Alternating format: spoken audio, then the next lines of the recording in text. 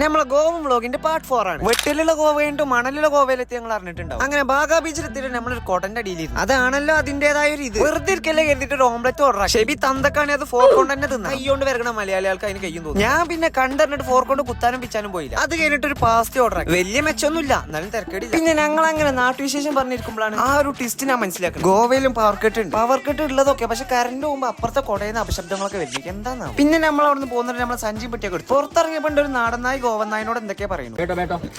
പിന്നെ ഓന്റെ അമ്മായിട്ടാണ് അവിടെ നിൽക്കുന്നത്. ബേട്ടോ എന്ന് പറയുമ്പോൾ അങ്ങനെ നമ്മൾ വലുത് ഹംകാങ്ക്. ഇവിടെ ഈ വലിയൊരു മഹാൻ തൊണ്ടകീറി പാടുന്നുണ്ട്. അത് കണ്ട് മോട്ടറായിട്ട് നമ്മളെ തന്ത ഷെബി അവിടെ പോയി ചോദിച്ചിട്ടുണ്ട്, ഞാൻ പാടട്ടെ. ചെക്കനെ സ്റ്റേജ് കയറ്റിയപ്പോ മനസ്സിലോ ഓനോട് മര്യാദക്ക് സ്റ്റേജ് ഇറങ്ങിക്കോ അല്ലെങ്കിൽ ട്രൗസർ ഇടുന്നാണ് പറഞ്ഞത്. അവിടുത്തെ ആൾക്കാർ അംഗീകരിച്ചില്ലെങ്കിൽ നല്ലൊരു മാസ് വരവേൽപ്പ് ഞങ്ങൾ കൊടുത്തു കേട്ടോ.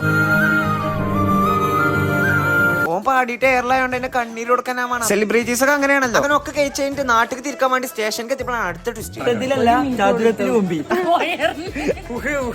ലെസിന്റെ കോമഡിക്ക് ഇത്ര ചിരിച്ചതിന് ധാരാളം. ഈ സംഭവം എന്താന്നല്ലേ, നൈറ്റ് ട്രെയിൻ ഉണ്ട് പറഞ്ഞിട്ട് ഞങ്ങൾ ഇങ്ങോട്ട് വന്നു. ഇവിടെ വന്ന് ചോദിച്ചപ്പോ പറഞ്ഞ് നാളെ രാവിലെ ഉള്ള ട്രെയിൻ. ഇനിയിപ്പോ ഇതേമാതിരി പായം വിരിച്ചിരിക്കാം. എനിക്കാണെങ്കിൽ എന്താ അറിയില്ല, ഉറക്കം വരുന്നില്ല. കൂടെ വന്നവരൊക്കെ വെട്ടിട്ട് വായത്തണ്ട് പോലെ കിടക്കണം കണ്ടില്ല. ഇങ്ങനത്തെ രാത്രികളിൽ ഉറങ്ങിയില്ലെങ്കിൽ നമുക്ക് കുറെ വിഷ്വൽസ് കാണാം. ഞാൻ ഉറങ്ങിയില്ലെങ്കിൽ ഇപ്പൊ നിങ്ങൾ എങ്ങനെ ഗോവത്തെ കാളകൾ ബേക്കറിയിൽ നിന്ന് അച്ചപ്പം വാങ്ങണത് കാണാം. അങ്ങനെ രാവിലെ വരെ ഇതേമാതിരി ആട്ടി നേരം വിളിപ്പിച്ചു. കൂടെ വന്നവർക്കൊന്നും ഇപ്പോഴും ഗുഡ് മോർണിംഗ് ആയിട്ടില്ല. അങ്ങനെ നമ്മളെ ട്രെയിനെ തിരിഞ്ഞ് നേരെ നാട്ടിക്കാണ്. ഇനിയുള്ള 12 മണിക്കൂർ ഇവിടെ ഇരിക്കണം. ഞാനൊന്ന് ഉറങ്ങിച്ചപ്പോൾ അതിൽ ഹീൽസ് ഒക്കെ നടന്നു വരും. ഇതിട്ട് കയ്യൊട്ടിക്കാൻ അവർക്ക് ലക്ഷങ്ങൾ ഉണ്ടാക്കാം. റിയാലിറ്റി ഇട്ടാൻ വേണ്ടിട്ട് ചെക്കൻക്ക് ഒരു ലിപ്സ്റ്റിക്കും ബ്ലഷും കൊണ്ട് ഇട്ടു. അത് കഴിഞ്ഞപ്പോ ലെസിൻക്ക് ഒരു പുതിയ അപ്പർ ബർത്ത് ഇരിക്കാൻ. ഞാനാണ് മേലെ കടന്ന് ട്യൂട്ടോറിയൽ പറഞ്ഞു കൊടുക്കുന്നത്. ഈ കാലെടുത്തിട്ട് നമുക്ക് എന്നാ ഓക്കെ നിലത്തേക്ക് ചാടുമ്പോ അപ്പുറത്തെ ഭായിനെ വിളിക്കാൻ താങ്ങി പിടിക്കാൻ. അതിന്റെ ഇടയിൽ ആദ്യം തുണിയൊന്ന് കൊയിഞ്ഞാൽ. ട്രെയിനിലായോണ്ട് തന്നെ യൂട്യൂബ് നോക്കി കേട്ടാ റേഞ്ചും ഇല്ല. ആ കാക്കമാരുണ്ടായോണ്ട് രക്ഷപ്പെട്ടു. അവസാനം നമ്മൾ അങ്ങനെ നാട്ടിൽ തന്നെ എത്തി. ഇവന്റെ തുണി കൊണ്ടാണെങ്കിൽ ഒരു തൊഴിലും ഇല്ല. ലാസ്റ്റ് അവർക്ക് മനസ്സിലായി ഓനക്ക് പറ്റണ പണിയല്ല. ഇതോടെ നമ്മൾ ഗോവൻ ട്രിപ്പ് കഴിഞ്ഞിട്ടു. അപ്പൊ ഫോളോ ചെയ്ത് അടുത്ത വീഡിയോയിൽ കാണാം. ബൈ.